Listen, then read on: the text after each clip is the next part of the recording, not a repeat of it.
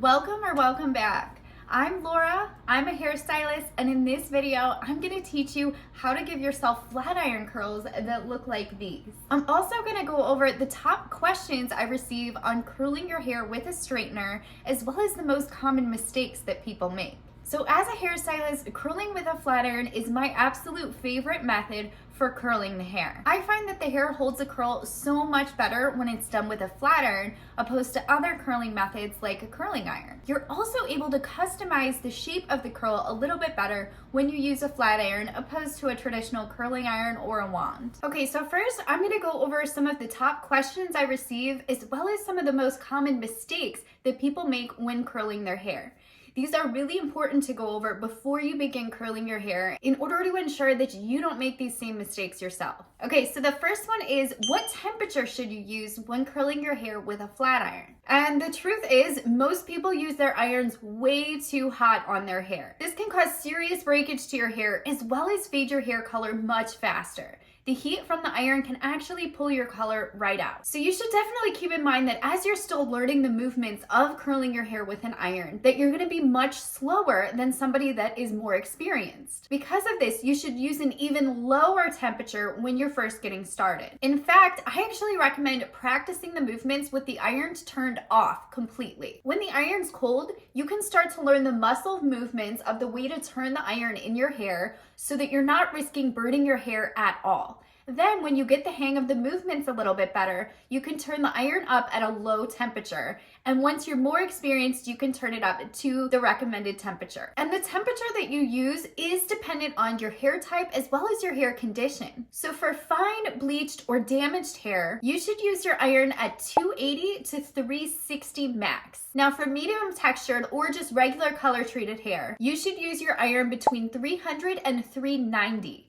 And for coarse and virgin hair, you can use your iron from 370 to 410. Now, in all the years that I've been a hairstylist, I have never once needed to have my iron all the way turned up for someone's hair. There is absolutely no reason to go above 410 degrees. If you need to, you can make slower passes or take smaller sections, but you should never use your iron over 410 degrees, no matter how coarse your hair is. Now, if your iron doesn't have a temperature gauge and it just has a high or a low setting, I recommend getting a new iron. You have no idea what temperature you're using on your hair on high or low, and you really need to be aware at what temp you're using. Okay, the next question is, do you need a special iron or a certain size in order to curl your hair with the straightener? And while they do make irons that are curved and specifically made for curling the hair, this is not at all necessary. I've never had a problem curling the hair with the most basic of flat iron. Just keep in mind that the size of the plates will determine at how big or small your curls will be. The smaller the plates, the tighter your curl will be. The bigger the plates,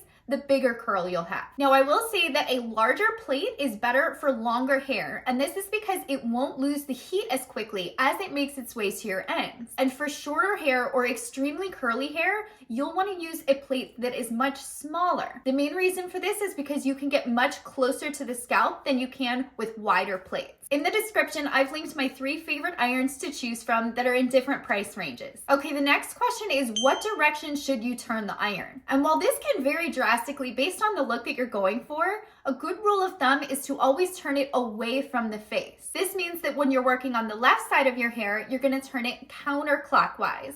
And when you're working on the right side, you're gonna turn it clockwise. And when you get to the back of your head, you can either continue this same pattern or you can change the direction with each row you go up the hair. If you're doing a different direction for each row, this is gonna be a much more textured and voluminous look. Keeping the same pattern will give you a little bit more of a uniform look. If you're not going for a textured or voluminous look, I would stick with going the same direction that you did in the front. Okay, the next question is, should your hair be dirty or clean before ironing it? So I have found that hair curls best not freshly washed and not super dirty either. I prefer to curl my hair on day 2. Freshly washed hair may have a harder time holding on to the curl. This means that you'd likely need to use more product in the hair to get your style to last. Now, that being said, it's not a good idea to curl extremely dirty hair either. while it will hold really well, you likely have oil and product buildup in your hair. When you hit the iron on your hair with all this buildup on it, it can actually burn the product and oils into your hair. This can not only cause damage, but it also leads to having a gunky buildup on the outside of your iron. If you're noticing a buildup on your iron, I recommend using a clarifying shampoo and only using your iron on cleaner hair. Okay, the next topic is what products you should use on your hair before ironing it. Now, first off, I want to say that it is extremely important to always use a thermal protectant before any iron touches your hair. This is my most important piece of advice on this entire video. Hot tools damage is one of the top reasons for breakage that I see among clients. If your hair has frizz and flyaways that travel all the way up your hair strand, this is likely what it's from. This can be caused by either using your iron too frequently, using it on too hot of a temperature, or not using a thermal protectant. Now, some thermal protectants will give you added hold for stubborn hair types. This is especially great for people whose hair seems to not want to hold on to a curl. This could be if you have naturally straight hair, your hair is extremely long, or your hair is very coarse. Another option for those that have extremely stubborn hair that doesn't want to hold a curl is to actually blow dry a gel into your hair before you iron it.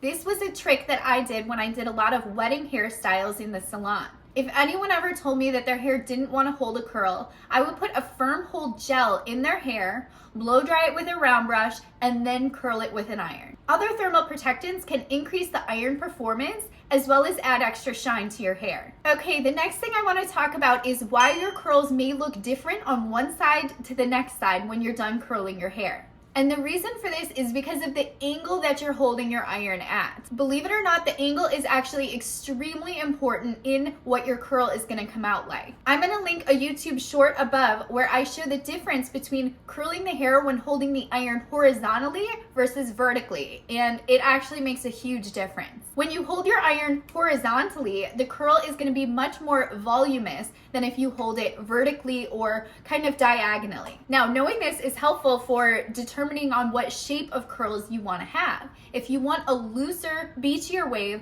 you're going to want to hold it vertically or slightly diagonally. And if you have a hard time getting curls to stay into your hair, you may want to hold it completely horizontally, and this will help give more curl to the hair and they'll hold a little bit better. Personally, for me, I actually do a little bit of both. Because I don't have any layers in my hair, but I have face framing in the front of my hair curls much better than the back does. So I like to hold the iron kind of vertically and diagonally up front, and then as I move to the back, I take it a little more horizontally so that the curls hold a little bit better. Okay, my next tip is something that seems to click for a lot of people and helps them understand the concept of curling with a flat iron a lot better. Something that I noticed when trying to teach a client how to curl their hair is they kept trying to turn the iron too many times and they were getting confused. The best way to think about it is curling a ribbon with scissors. When you curl a ribbon with scissors, like for wrapping Christmas presents, you only put a bend in the scissors and then you pull it straight. It's very similar to curling your hair with an iron. When you curl your hair with the iron, you put it in and you turn it one full go and then you pull the iron straight. Thinking about it this way will stop you from overturning the iron, which overcomplicates things and makes it much harder to work with. Okay, and my last tip before we get started is if you're having a hard time getting your hair to hold a curl, something you can do is preheat the hair going straight with the flat iron before putting your curl in. Let me show you how. So what you'll do is you'll go in and you'll pull the hair straight just to heat it up with the iron before you put your curl in. Then you go back right over the same piece and you can add your curl. And look at how well that curled. Okay, so the iron that I'm using today is Amika's Confidante Moisture Maintenance Iron. Now, if you look closely, you can see that this iron actually has infrared light in it. This helps to lock in moisture as well as reduce frizz. And the edges of this iron are a little beveled, so I find this to be a great iron to curl with. And because my hair is fine and color treated, I'm using my iron on 330 degrees. If my hair was bleached or much thinner than it is, I would actually go lower than 330. But because my hair is in good condition and I do have a lot of it, 330 seems to be a happy medium for me. Now the thermal protectant that I'm using today is Kenra's, and this is a heat block spray. This spray gives high hold, so it will help my hair to hold on to the curl even after I brush it out. This is also humidity resistant, so my hair will still hold on to the curl even if going into the humidity. And something else that I find really helpful is getting one of these heat protection pads. And these are great because you can set your iron on them on any surface and you won't burn the tabletop that you're using. All right, let's get started.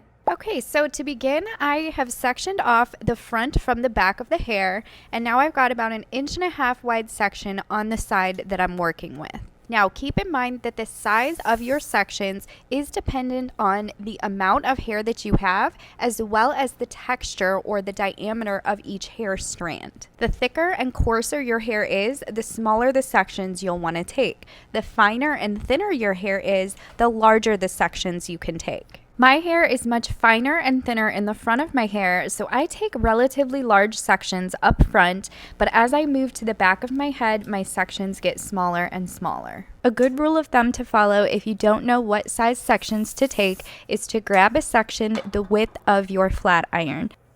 The next thing I want to point out is that I am spraying each section of hair individually with the thermal protectant.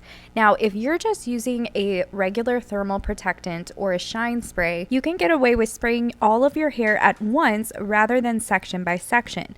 The main reason I am spraying the hair section by section is because this thermal protectant contains a hairspray that gives me high hold. This also protects against humidity, and I want to make sure the hair is fully saturated and coated in this product so that my curls will last. If you'll notice, I am spraying both sides of the section with the thermal protectant, and then I'm pulling it through with my fingers.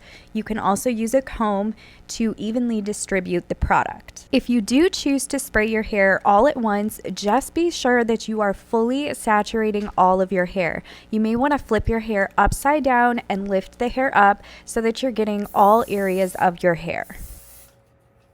Next, I want to point out how I am turning all of the hair away from my face at this point. You can see I am going from underneath and turning the hair up and out away from my face. For the left side of your head, this is going to be counterclockwise, and for the right side, this will be clockwise. As I move along to the back of my head, I'm going to continue this same pattern of turning the hair away from my face. Now, as I mentioned earlier in this video, the process of curling your hair with a flat iron is very similar to curling a ribbon with scissors. You don't twist the iron over and over and over again. You twist it one full time and then you pull it straight. Then twist the hair with your fingers just to smooth the hair and help it lay in the correct direction. I also want to point out how I am leaving the ends of the hair out of the iron, meaning I am leaving the ends straight.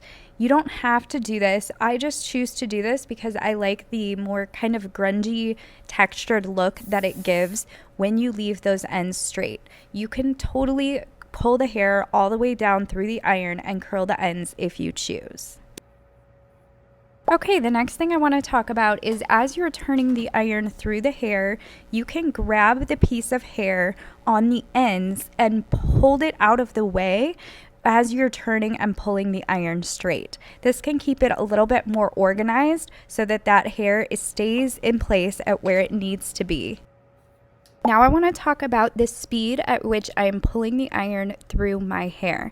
Now the speed is really dependent on how much hair you have in your section as well as the temperature of the iron you're using. Now if you find that your curls aren't very voluminous, you can go a little bit slower and they should take a little bit better. If you're finding your curls are ending up like Shirley Temple curls, you may want to turn your iron down, change the angle from more of a horizontal angle to a vertical angle, or speed up your passes. Just be sure that you are continuously moving the iron through your hair and you are not stopping or pausing at all.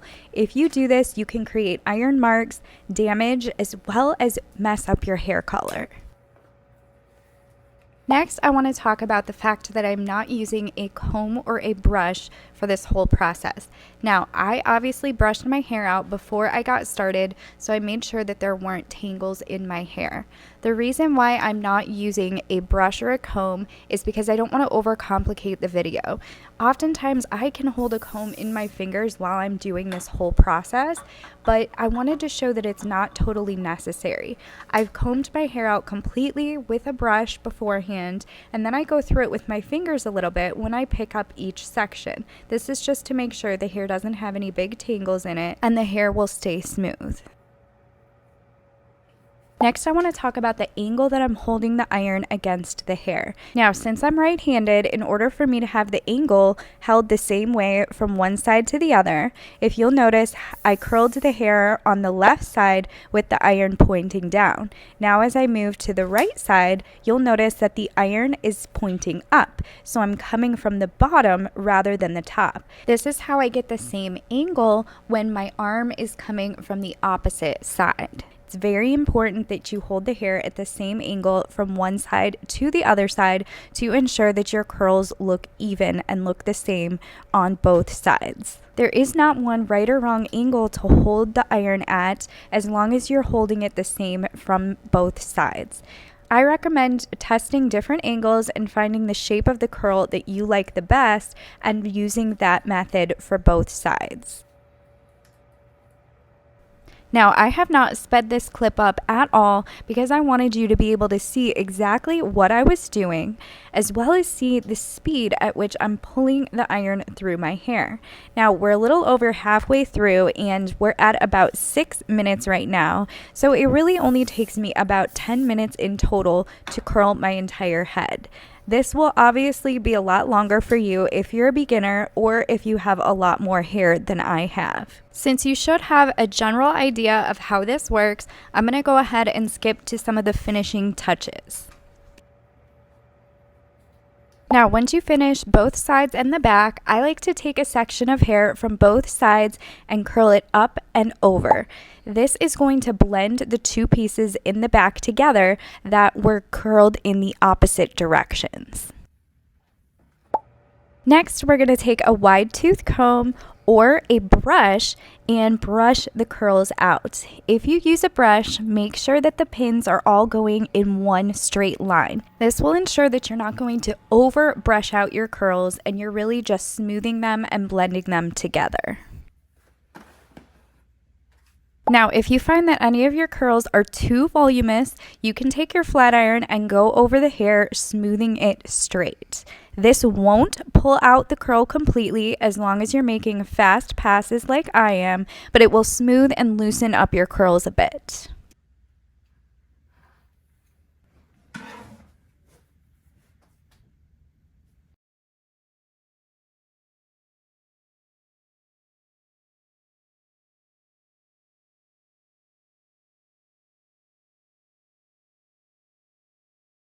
Alright guys, that's going to be it for this video. If you have any other questions on curling your hair with a flat iron, leave them for me in the comment section. And make sure to subscribe if you want to make every day a good hair day. Thanks for watching and I'll catch you on the next one.